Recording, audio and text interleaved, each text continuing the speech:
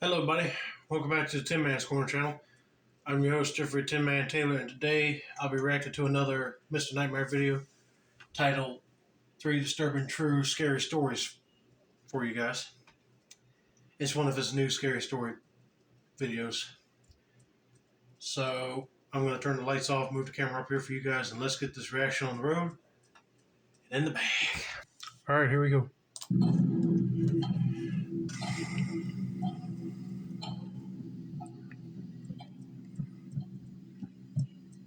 This is going to sound weird, but bear with me. When I was in high school, there was a kid who told everyone he was a demon.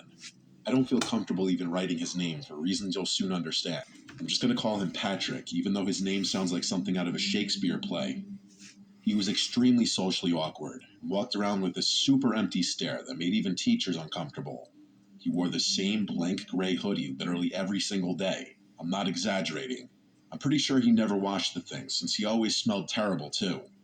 He was decently short and pretty average looking, although you wouldn't be able to tell since he always had his hood up. He never took his sunglasses off, even inside. Teachers eventually stopped asking him to because he would never listen anyway. Now comes the weird stuff. He didn't have any friends, but had this weird tendency to adopt people.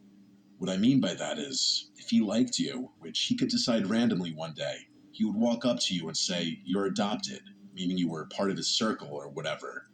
Apparently, this would make you safe from him or something. That's at least what he'd say about it. He didn't really like that many people, though, so few people were ever really adopted. I was one of those few. Looking back, it was probably because he had a crush on me. None of us believed his demon spiel, and everyone just assumed he was a troubled kid. I mean, he sounds like a troublemaker or a troubled kid for not listening to the teachers for taking his hoodie and glasses off, but I'm surprised the teachers don't talk to the principal to see what they can do to either help him or get him expelled. Which he definitely was. Oh yeah, I should probably mention that this all takes place in Wayne, Pennsylvania, which is where I grew up. Another girl I used to be friends with, Gabby, had also been adopted by him. Patrick's crush on her was a little more obvious, and all my friends knew it. One day, my friends and I were chilling on the dugouts behind our high school, killing time and doing God knows what. It was me, Gabby, Laura, and Luke. I can't exactly remember how it happened, but the topic of conversation floated over to Patrick's crush on Gabby. We were all laughing about it, and Gabby was pretty obviously embarrassed. I can't remember what it was, but there was a nickname we'd substitute for Patrick's name, because his real name was too clunky. This time, though, I distinctly remember Laura using Patrick's real name. The third time she said it, I swear in my life that Patrick appeared out of nowhere and jumped on top of the dugout with a baseball bat in his hand. It wasn't scary in a typical sense, but it was one of the most unsettling things I'd ever seen up until that point. We quickly stopped talking, nervous that he might have overheard us talking about him. He didn't say anything, though, and just stared at us. I gave him a little wave, and he nodded in acknowledgement at me before jumping back down to the ground and swiftly walking away. After we were sure he was gone, the four of us burst into laughter, finding humor in how weird the whole encounter was. On the inside, though, I was still a little disturbed. The next incident I can remember was significantly more creepy and impossible to laugh about. I was literally in Laura's house, and the two of us were hanging out in her room. Her parents were home. I'm not sure what exactly we were talking about, but again, Patrick's name was said 3 times between the two of us. Not 10 minutes later, we heard Laura's front door slam shut. Confused, we went downstairs to see if one of our other friends had decided to pull up. Laura was friends with everyone, and her parents were super chill, so people came and went unannounced when it came to her house. Laura's mom had beaten us to the door, though. We turned the corner of the living room and stared in shock at Patrick, who was just standing there, talking to Laura's mom. She asked him what he was doing there, to which he literally replied, "I was summoned." Laura's mom made some small talk with him before politely asking him to leave, which he silently did. The reason why more alarm bells weren't going off was because Laura's mom actually knew Patrick and pitied him. Laura and I weren't as calm about the situation, though. As we walked back up the stairs, we talked to each other with horrified faces about how creepy that was. A few minutes later, we made the connection between the two events. He seemed to pop up when his name was uttered 3 times. I know how ridiculous this sounds, but we had both witnessed 2 unexplainable events and knew Patrick's history of claiming to be a demon. How else could someone else rationalize what had taken place? We told all of our friends about the incident the next day, and our friend group swore to never say his name 3 times in one conversation again. Things were going well for a few months, and I started to think that maybe I had overreacted. That is, until one day, when my same group of friends were hanging out at my other friend Johnny's house.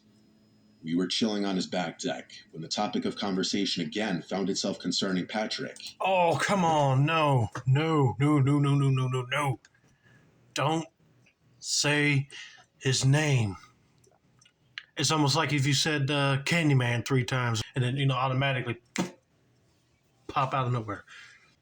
Despite all of our efforts to convince him, Johnny refused to believe what we told him about Patrick. Even after confirming the story with the entire group, he Yep, and there's always got to be somebody in there that wants to be the non-believer. refused to believe what we told him about Patrick. Even after confirming the story with the entire group, he was still skeptical. To display his disbelief, he jokingly used Patrick's name 3 times in the same sentence, to our dismay. When nothing happened, he grinned and told us we were stupid to believe something so ridiculous. As annoyed as I was, part of me was relieved that he hadn't shown up. I spoke too soon, though, because a few minutes later, Patrick jumped over Johnny's backyard fence. Johnny noticed him first and stopped speaking mid-sentence. The rest of us followed suit and went dead silent, nervous about what Patrick might do this time. We watched as he stared at us for a few seconds before jumping back over the fence and disappearing out of sight. Johnny started freaking out and accused us of conspiring with Patrick to scare him. We told him that we literally begged him not to say anything.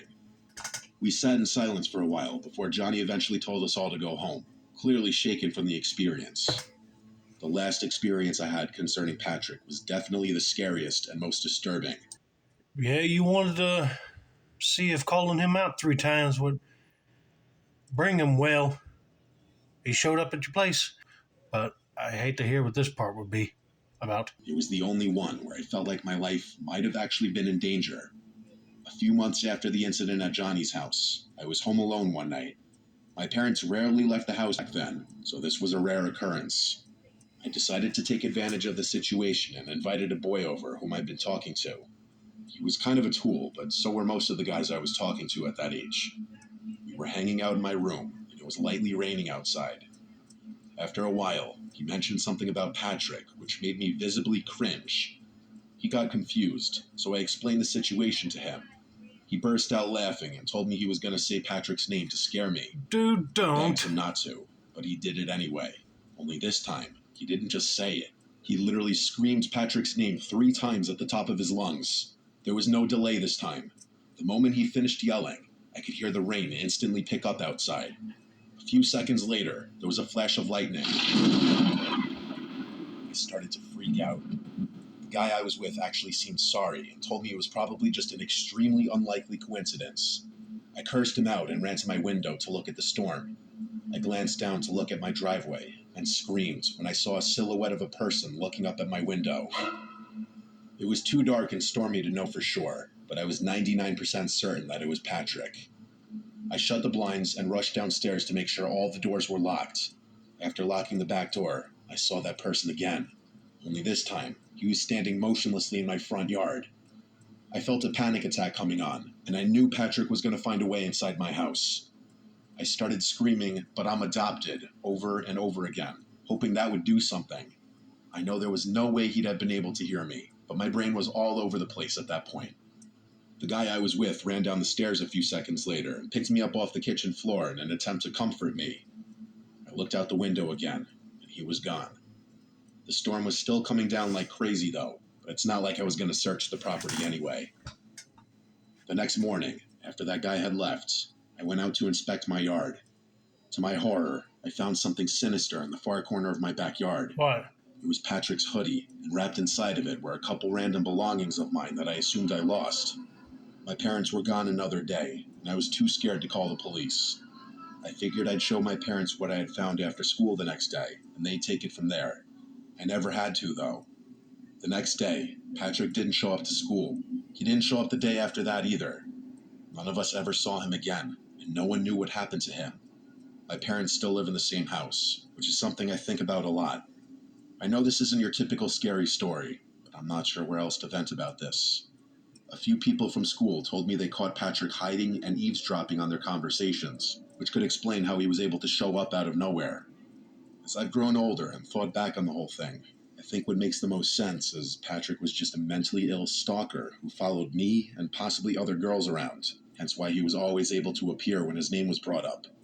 It skeeves me out just imagining him following me around all over the place, listening to me. I don't even want to wonder where he is today. Yeah.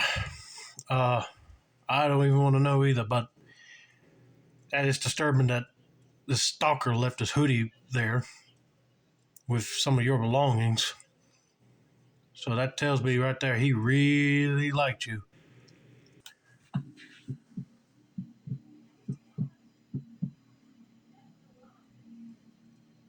I'm from Denver. This happened a few years ago. My friend Mike and I were heading to a dinner party one snowy Saturday evening. We decided to stop at a liquor store before heading to the party. It was honestly a pretty annoying detour with the snow coming down, but we didn't want to show up completely empty-handed. Oh, I bet if you're in Denver, it's going to be piled of snow. We picked out some local craft beers and a bottle of whiskey and made our way back to the car. I remember the snow started to pick up around then, but it was nothing we weren't used to. He ran back into the liquor store to grab a pack of Zins, his latest nicotine fixation. I remember being annoyed about that because I was the one driving and didn't have the best car for the snow at the time. After a few minutes, he emerged from the liquor store and hopped in the car. I immediately pulled out of the parking lot and we were back on our way. The snow was falling even heavier now, covering the roads in a thick blanket of white.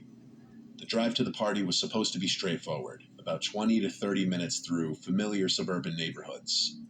Things in my life are never as easy as they seem, though.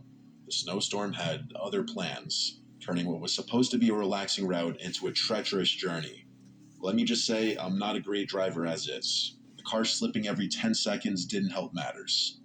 After a tense few minutes driving uphill, I turned a corner and was met with a sight no one ever wants to see.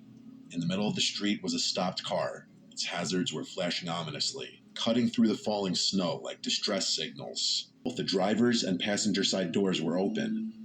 I was tempted to just drive around it and continue on my merry way, but Mike instructed me to stop. Judge me if you want, but I'm not your typical Good Samaritan. I've been through way too much BS in my life that has ultimately resulted in a distrust in strangers I typically default to. I told him we were late, but he urged me to stop with a concerned voice. Mike had gotten me into trouble before with his childlike curiosity, but this was different. Someone could be in trouble. Reluctantly, I stopped the car, and the two of us sat in a motionless silence for a few seconds. Mike asked if we should check it out, which I told him was what we were doing. He rolled his eyes and told me watching the car from through the windshield wasn't going to accomplish anything. He was kind of right. I really didn't want to get out of the car, though.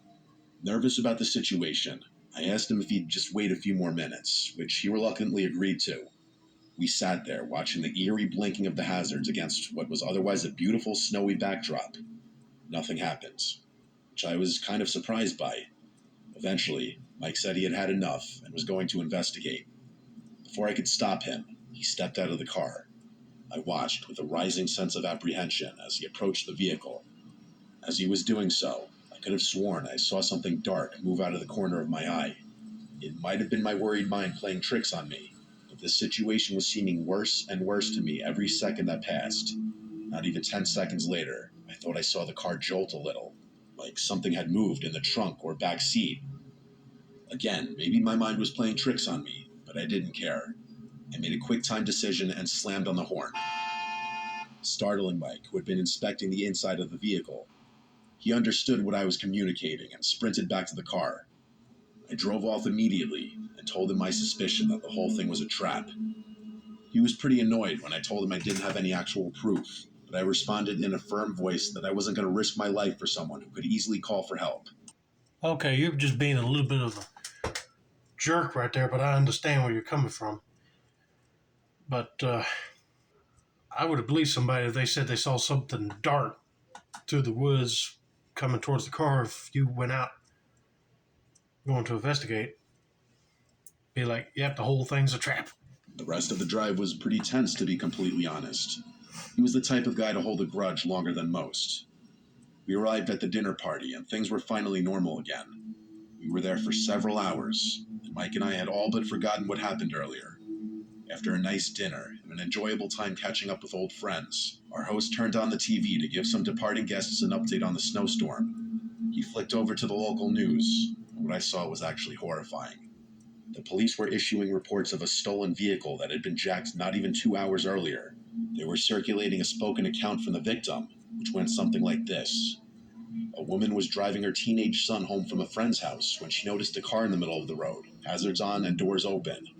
The two approached the car to see if someone was in distress, and as they did, two men sprung out from behind a snowbank and another emerged from the trunk of the vehicle. They held the woman at gunpoint and forced her to turn over her keys. They promptly sped off with the stolen car, along with the one that had been used in the trap. I stared at Mike with a look of pure fear. That could have been us. The two of us told the rest of the party what happened earlier, and that quickly put a damper on the general atmosphere, but people were eating the story up. The worst thing about this experience is that I'm even more distrusting of strangers than I previously was. I often think about how many people I would have otherwise helped out in a time of need had I not experienced such a meticulous trap. Yeah, I'm with you on that, buddy. But I feel sad that a mother and her kid had to go through that. They're just sorry for doing that, stranding a mother and child in the winter storm like that. But I could say that his friend should be glad of him honking the horn at him because that could have been them. But still, I am mad that those guys did that. I hope they catch them sorry suckers.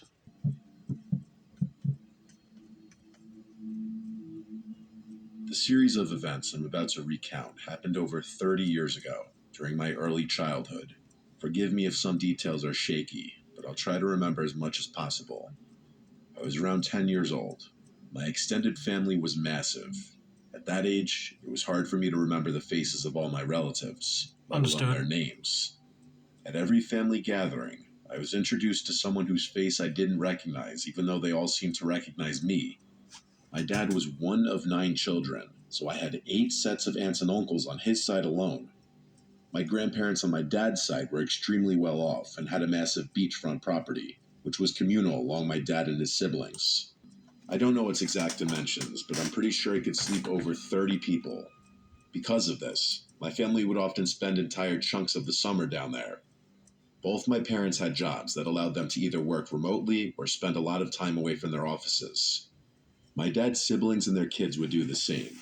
There was rarely a time when it was just our family at the beach house.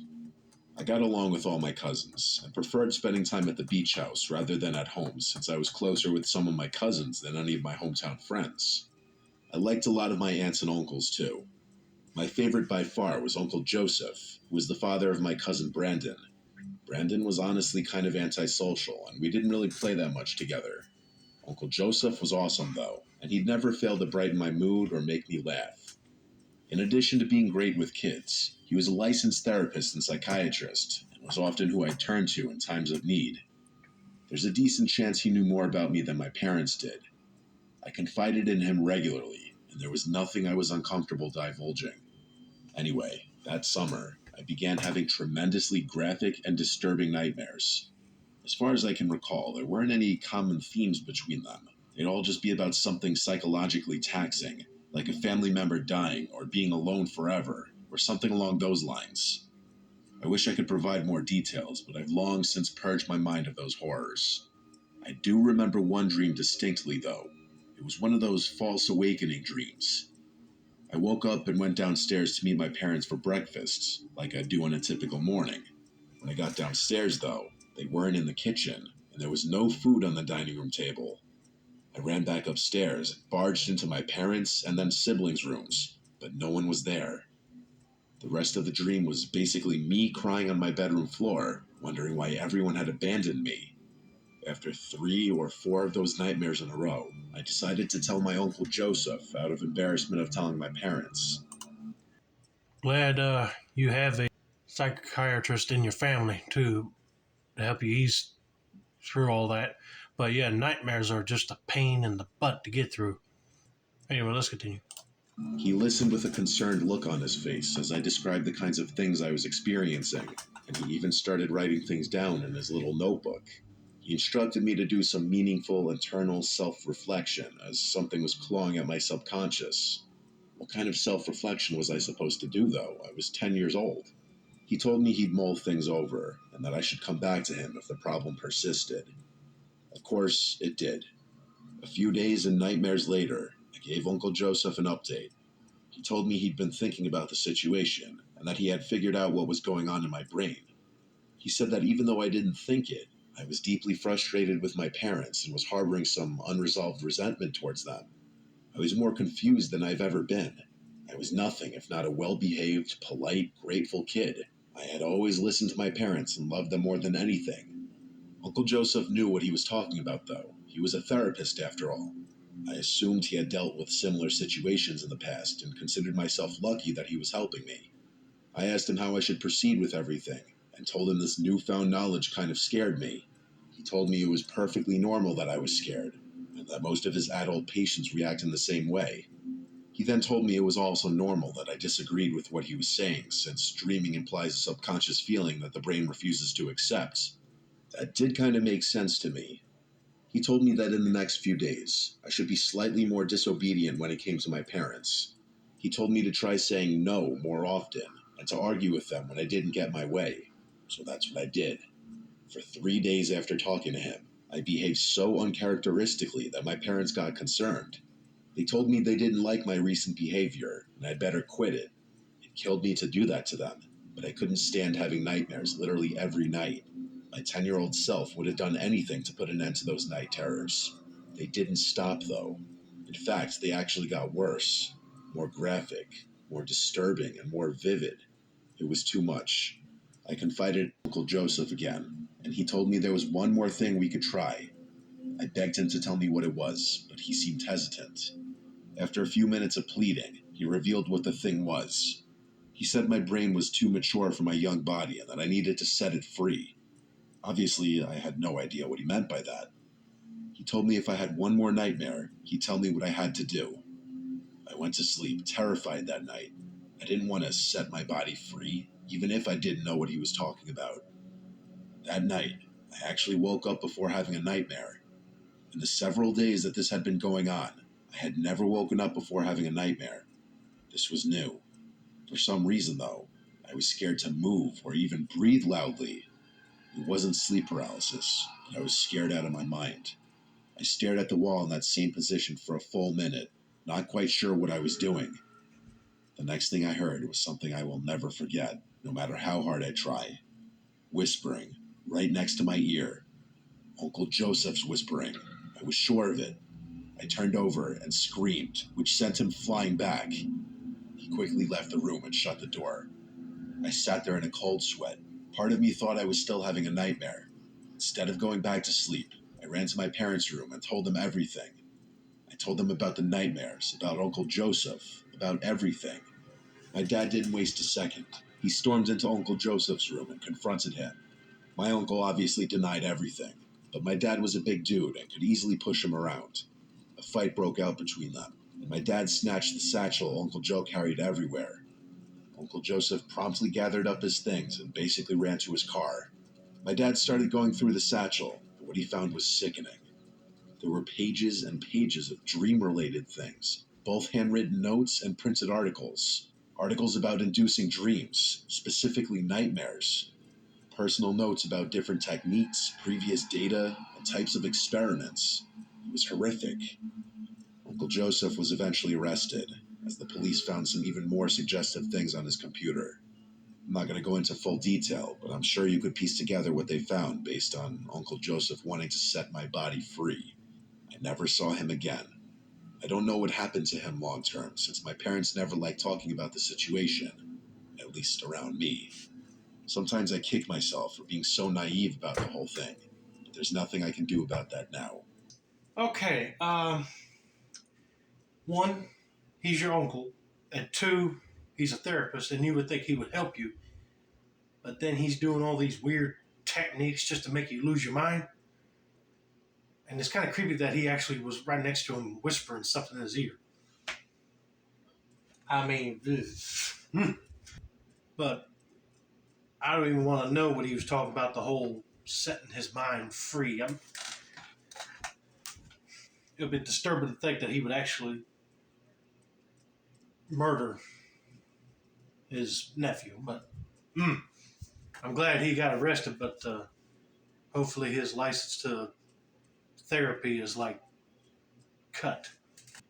So that's going to be it for now, folks. Don't forget to like, subscribe, turn on post notifications for more Mr. Nightmare content like this. This has been another successful installment of the Tin Man's Corner channel. I'm your host, Jeffrey Tin Man Taylor, and I said that's a wrap, and have a nice day, y'all.